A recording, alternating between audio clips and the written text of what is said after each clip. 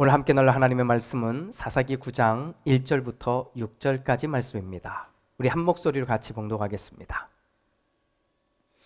여룻바알의 아들 아비멜렉이 세겜에 있는 외가의 친척을 찾아가서 그들과 외조부의 온 가족에게 말하였다. 세겜 성읍의 모든 사람들에게 물어보아 주십시오. 여룻바알의 아들 70명이 모두 다스리는 것하고 한 사람이 다스리는 것하고 어느 것이 더 좋은지 물어보아 주십시오. 그리고 내가 여러분들과 한 혈육이라는 것을 상기시켜 주십시오. 그의 외가 친척이 그의 부탁대로 세겜 성읍의 모든 사람에게 그가 한 말을 모두 전하니 그들의 마음이 아비멜렉에게 기울어져서 모두 그는 우리의 혈육이다 하고 말하게 되었다. 그들이 바알브리 신전에서 은 70양을 꺼내어 아비멜렉에게 주니 아비멜렉이 그것으로 건달과 불량배를 고용하여 자기를 따르게 하였다. 그리고 그는 오브라에 있는 아버지의 집으로 가서 자기 형제들 곧 여룻바알의 아들 70명을 한 바위 위에서 죽였다. 그러나 여룻바알의 막내 아들 요담만은 숨어 있었으므로 살아남았다. 세겜 성읍의 모든 사람들과 밀로의 온 집안이 세겜에 있는 돌기둥 곁에 상수리 나무 아래로 가서 아비멜렉을 왕으로 삼았다. 아멘.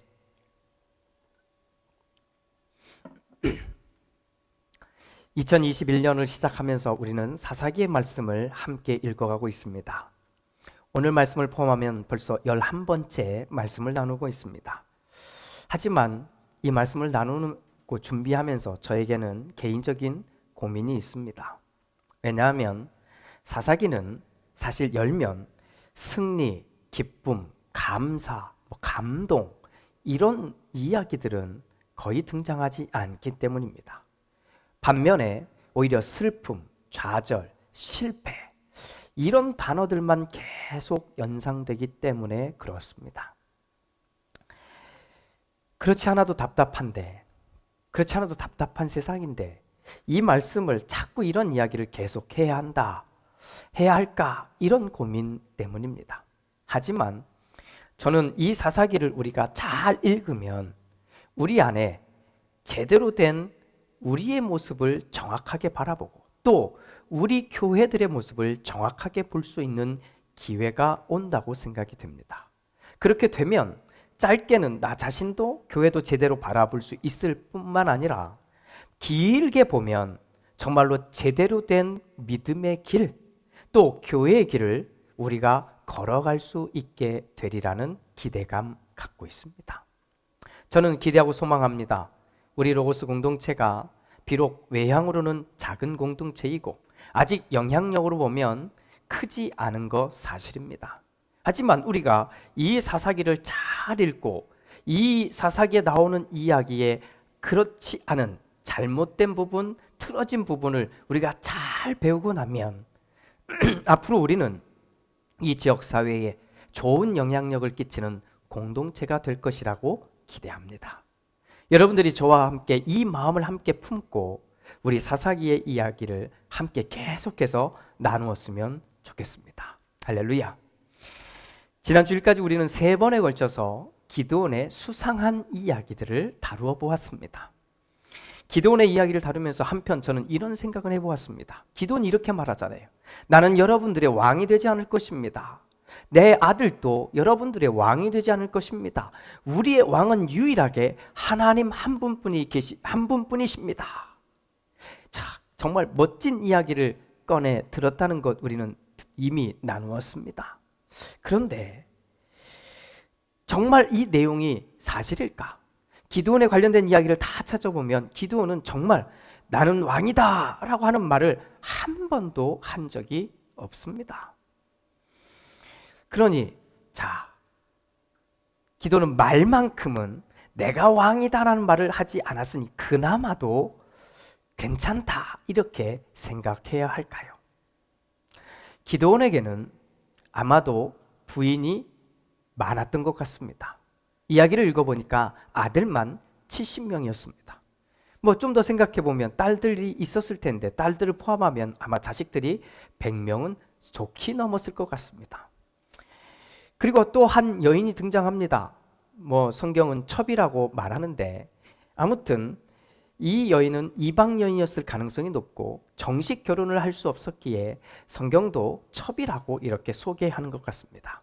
이 여인을 통해 또 한 아들이 태어났는데 이 아들의 이름을 아비멜렉이라고 지었습니다. 오늘 우리가 나눌 이야기의 주인공이 바로 이 아비멜렉입니다. 자, 그런데 아비멜렉의 이름의 뜻이 무엇인지 아십니까? 아비멜렉은 나의 아버지는 왕이다, 이런 말입니다. 자, 기드온은 사실 자기가 나는 왕이요 라는 말을 한 적은 없습니다. 그런데 아들을 낳아놓고 그 아들의 이름을 아비멜렉, 나의 아버지는 왕이다, 내 아빠는 왕이다 라고 이름을 지어줬으니, 자, 직접 나는 왕이요 라고 하는 말은 하지 않았어도 그렇게 한 말과 뭐 똑같은 말 아니겠습니까? 정치적인 의미로 생각해보면 정말 대단한 말을 하고 있는 겁니다. 나는 그런 말을 하지 않았어요. 나는 그런 뜻으로 말하지 않았어요. 자, 정치인들 많이 하는 말이잖아요. 기드온이 만약 이렇게 말한다면 그 말은 사실입니다.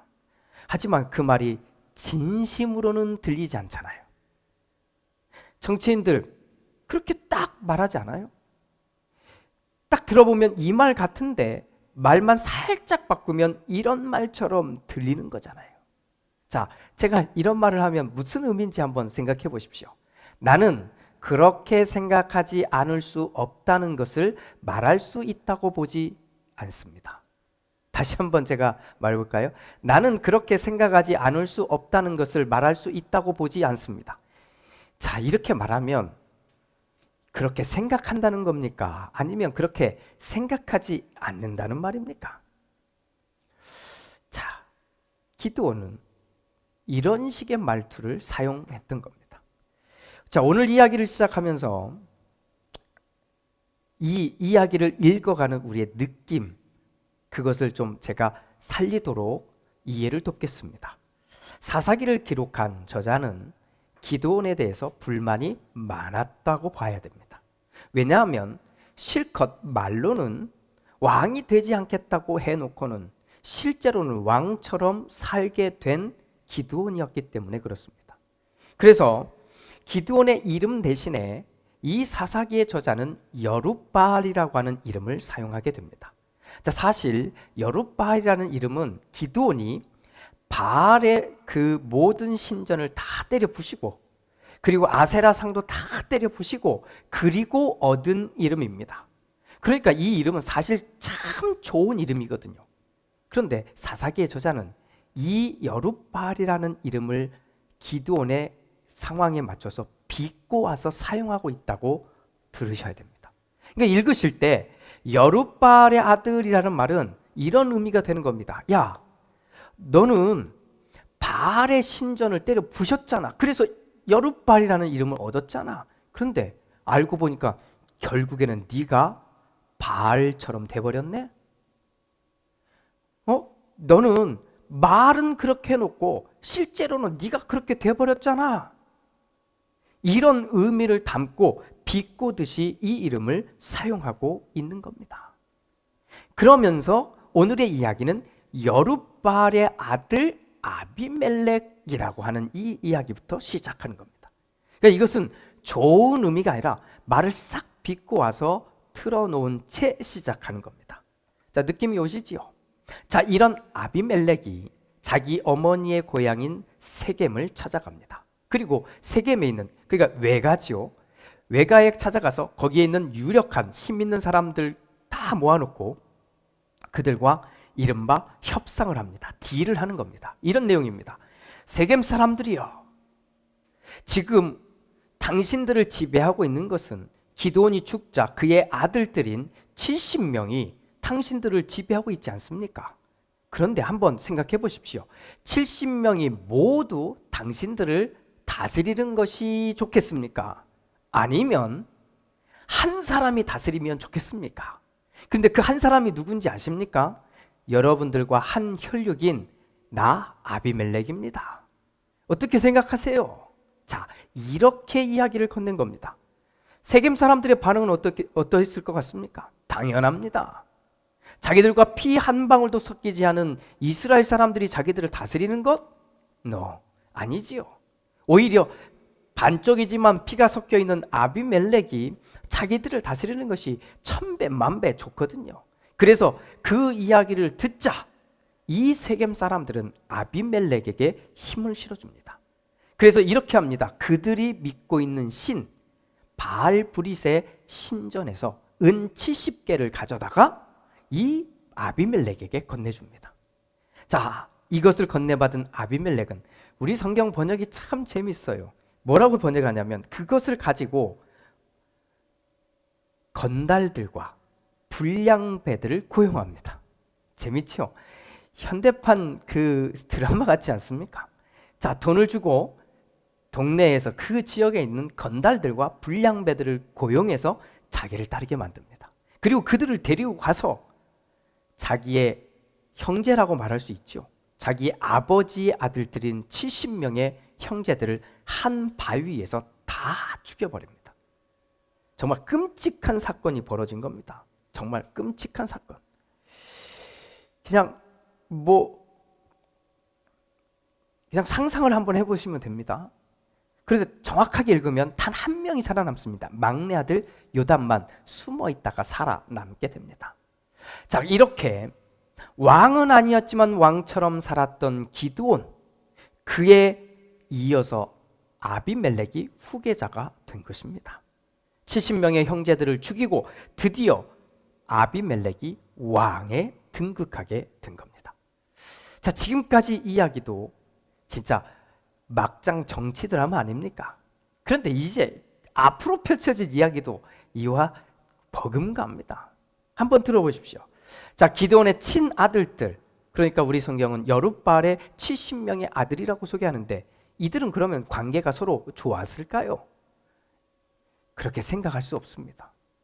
자, 조그만 한 나라를 70명이 함께 다스린다? 이건 넌센스입니다. 넌센스. 그러니까 정확하게 이 상황을 이해하려면 70명의 의견을 잘 모아서 이스라엘을 다스린 게 아니라 아버지가 죽자 누군가는 아버지와 같이 또는 누군가는 왕처럼 그렇게 올라서려고 그들끼리 으르렁거리고 있었다고 하는 상황으로 이해를 하는 게 맞습니다. 하지만 그 와중에 아비멜렉은 사실 왕권을 이어받을 후계자 서열에조차 들어갈 수 없었습니다. 사사기 저자는 이 기드온의 아들 70명에 대한 언급은 하지만 첩의 아들인 이 아비멜렉은 아예 그 리스트 안에 넣어주지도 않았던 겁니다. 그럴 수 없었던 거지요. 그래서 아비멜렉은 어머니의 고향인 세겜으로 내려갔던 것이고, 그래서 그곳에서 세겜 사람들을 선동하고 그곳에 마음을 샀던 겁니다. 그리고는 돌아와 아버지의 고향 바로 그곳에서 자기 형제들을 싸그리 다 죽여버리는 정말로 피비린내 나는 살육전을 벌이고 왕이 되어버린 겁니다. 자, 이 이야기가 여기서 끝이 아니라는 겁니다. 3년의 시간이 흘렀습니다. 정말로 왕으로서 아마도 이 아비멜렉은 누릴 걸 다 누렸을 겁니다. 그런데 자기가 왕으로 세움을 받기 시작한 첫 번째 동네인 세겜에 한 사람이 등장하게 됩니다. 이 사람의 이름이 가알입니다. 가알에 대해서는 성경이 구체적으로 어떤 사람인지 알려주고 있지는 않습니다. 하지만 이 가알이 세겜 사람들에게 한 말을 보면 그가 어떤 사람인지는 대충 알 수 있게 됩니다. 자, 그런데 그 말을 들어보면 이전에 아비멜렉이 세겜 사람들에게 했던 말보다 한 수 더 고수의 말로 이 가알이 세겜 사람들에게 하게 됩니다. 자, 세겜 사람들에게 이 가알이 한 말을 한번 들어보십시오. 우리 세겜 성읍 사람들이 어떤 사람들입니까? 왜 우리가 아비멜렉을 섬겨야 합니까? 도대체 아비멜렉이 누구입니까? 여룻바알의 아들입니다. 스불은 그가 임명한 자입니다. 그런데 왜 우리가 그를 섬겨야 합니까? 여룻바알과 그 신복 스불은 세겜의 아버지 하몰을 섬기던 사람들입니다. 왜 우리가 아비멜렉을 섬겨야 합니까?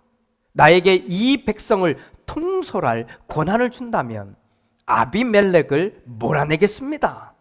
그리고 아비멜렉에게 군대를 동원하여 나오라고 해서 싸움을 걸겠습니다. 대단한 연설이지 않습니까? 처음 아비멜렉이 세겜에 왔을 때 세겜 사람들을 선동했던 내용이 기억나십니까? 여러분들과 피 한 방울도 섞이지 않은 그들, 그 70명의 지배를 받겠습니까? 아니면 피가 섞여 있는 나의 지배를 받는 것이 좋겠습니까? 이 말에 혹해서 세겜 사람들이 다 넘어갔잖아요. 그런데 이번에는 가알이라는 사람이 등장해서 한 수 더 높은 얘기를 하는 겁니다. 이겁니다. 여러분, 아비멜렉이 누굽니까?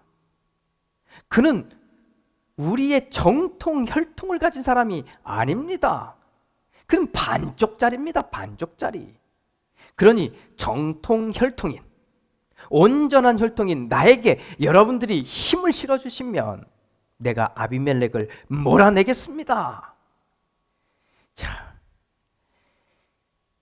어떻습니까? 가알의 이야기가 통하지 않겠습니까? 그렇게 해서 가알은 이 세겜 사람들의 힘을 쫙 얻게 됩니다.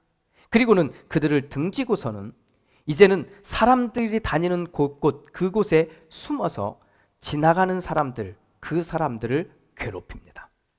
왜냐하면 지역을 원래 다스리는 사람은 아비멜렉인데 이 아비멜렉이 잘 다스리지 못하니까 도적들이 나타나고 이 도적들을 위해서 많은 사람들이 힘들어하고 불안해하도록 만든 겁니다.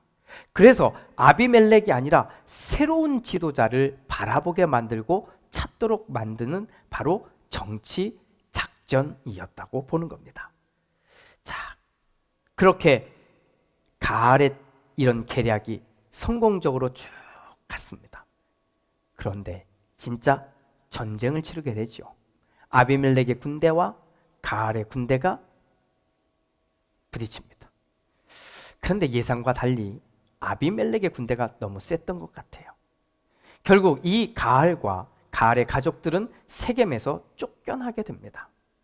그리고는 도망간 그 자리에 세겜에 남아있던 사람들, 즉 가알을 밀어주고 응원했던 사람들이 높은 망대, 그러니까 타워에 숨어 있다가 이제는 더 밀리자 동굴 속으로, 지하 깊은 동굴 속으로 숨게 됩니다.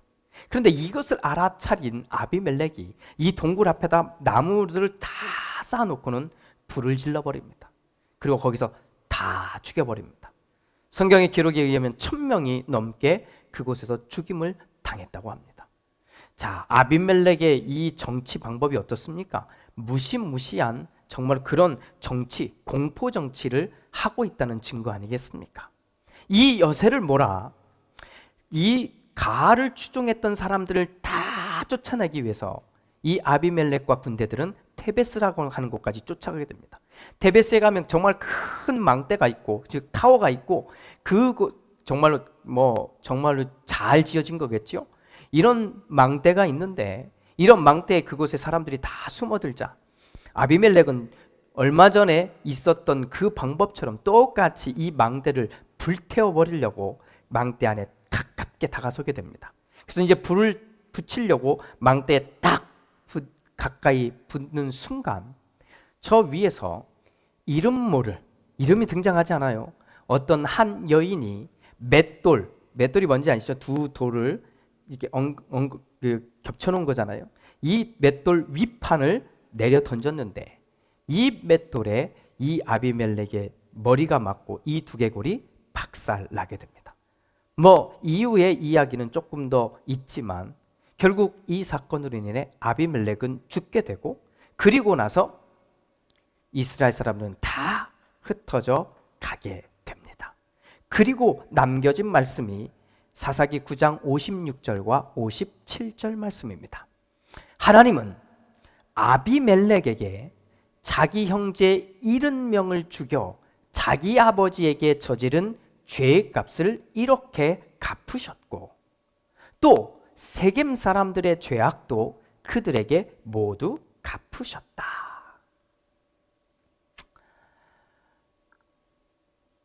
왕이 되지 않겠다고 선언한 기드온. 그러나 실제로는 왕처럼 살았던 기드온. 70명의 아들, 거기에 또 첩의 아들에게 아비멜렉이라고 이름을 지어준 기드온. 아비멜렉, 나의 아버지는 왕이다. 이것이 이 기드온의 모든 집안의 불행의 시작이었다는 것을, 그 불행의 씨앗이었다는 것을 전혀 알지 못했던 기드온. 기드온의 죽음 이후에 역사의 주인공이 된 아비멜렉, 70명의 형제를 가차없이 죽이고 이스라엘의 왕으로 등극한 아비멜렉.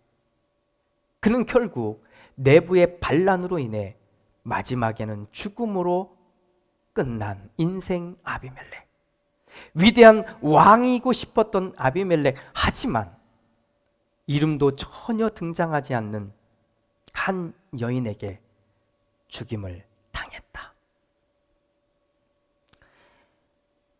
끊임없이 왕이 되고 싶고 또 참 왕자가 되고 싶었고 힘을 갖고 싶었고 권력을 휘두르고 싶었던 이런 사람들의 막장 정치 이야기를 마무리하면서 우리는 또 한 번 중요한 도전을 받게 됩니다.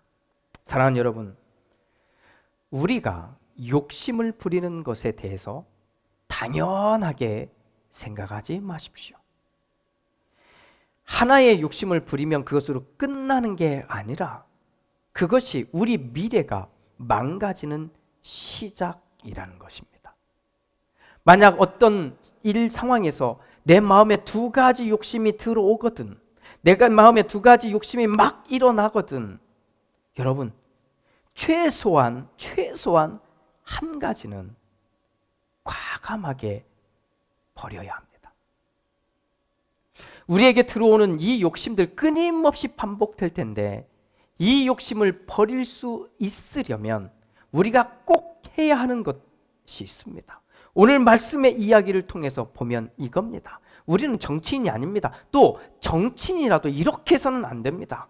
무엇이냐면 우리는 우리가 한 말, 우리가 한 약속을 꼭 지켜야 한다는 것입니다. 오늘 이야기의 핵심 인물은 아비멜렉이고 오늘 이야기의 그 땅의 자리는 세겜이라는 곳입니다. 이 세겜은 이스라엘에게 있어서 아주 중요한 땅입니다. 이 세겜은 이전 여호수아와 이스라엘 백성들 사이에서 맺은 약속, 그 약속의 현장이 세겜이었던 겁니다.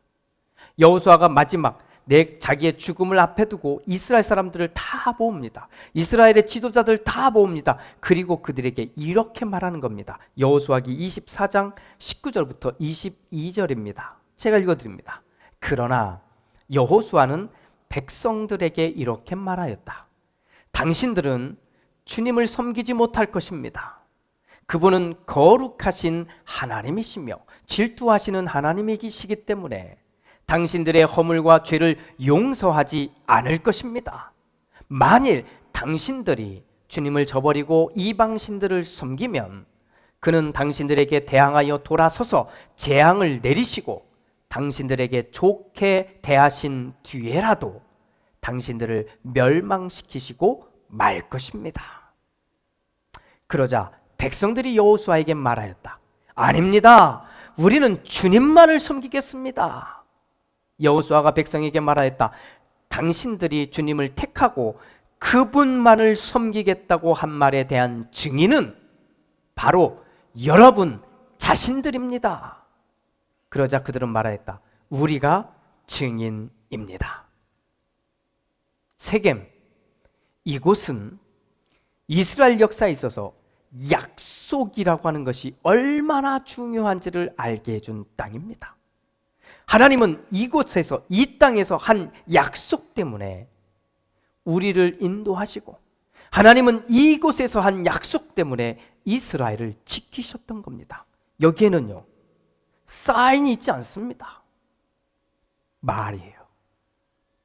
말로 한 약속밖에는 존재하지 않는데, 그런데 그것을 온전히 지켜내셨던 분은, 이루어 가셨던 분은 하나님이셨던 겁니다. 그 땅이 바로 세겜입니다. 그런데 이곳마저도, 이 세겜마저도 그럴듯한 말에 넘어가고 또 넘어가는 땅이 되어버리고 만 것입니다. 사랑하는 성도 여러분, 하나님이 우리를 지키심을 믿으십니까? 하나님이 우리의 자녀들을 지키심을 믿으십니까? 그러면 부모들이요, 자녀들과 한 약속을 지키십시오. 하나님이 우리를 인도하시는 분이신 것을 믿습니까? 우리의 가정을 지키시는 분이신 것을 믿습니까? 그러면 그것을 믿는 믿음으로 부부가 한 약속을 지키십시오. 또 이웃과 한 약속을 지키십시오. 하나님이 교회를 세우신 걸 믿으십니까? 그러면 교회와 한 약속을 지키십시오. 더 올라가 보면 짧지만 간단하지만 작은 것일 수 있지만 하나님과 한 약속 꼭 지키십시오. 사순절 그리고 부활주의를 기다리는 우리가 믿는 하나님은 한마디의 말씀도 어떻게 해서든지 지키시는, 철저하게 지키시는 신실한 하나님이십니다. 그분을 믿고 따라가는 우리는 오늘 또 이 도전을 계속하는 것이 믿음을 가진 사람들의 모습인 겁니다. 누군가에게 한 한마디의 말이라도 그것을 지키려고 애쓰고 그것을 지키게 해달라고 간구하고 기도하며 하나님의 마음을 품고 사는 것, 바로 그것이 우리의 몫이고 우리의 모습입니다. 할렐루야. 기도합니다. 주님,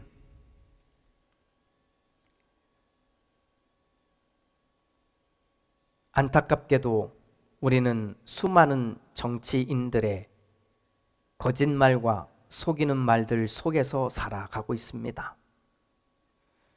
처음에는 이렇게 말했다, 중간에는 또 저렇게 말하고 또 나중에는 또 다르게 말하는, 그런데 우리는 왜 그런 말들에 쉽게 속아 넘어갈까요? 지금만의 이야기는 아닌 것 같고 성경의 이야기를 보니 수천 년 전에도 말로 인해서 정말로 많은 아픔들이, 고통들이 쏟아졌음을 또한 보게 됩니다. 오늘 이 말씀을 읽은 우리가 이 땅을 사는 동안 하나님의 마음을 품고 말을 지키고 약속을 지키는 사람들이 되게 하옵소서. 그렇게 우리만이라도, 참 믿음을 가진 우리만이라도 이 모습을 살아내기 위해 하나님께 간절히 기도하고 또 이럴 용기와 힘을 달라고 그렇게 간구하며 살아낼 수 있는 우리 모두가 되게 하옵소서. 아무리 세상이 막장 정치 드라마로 흐른다 할지라도 우리만큼은 진실함이 통하는 바로 그 사람들 되게 하여 주시옵소서. 예수 그리스도의 이름으로 기도드립니다. 아멘.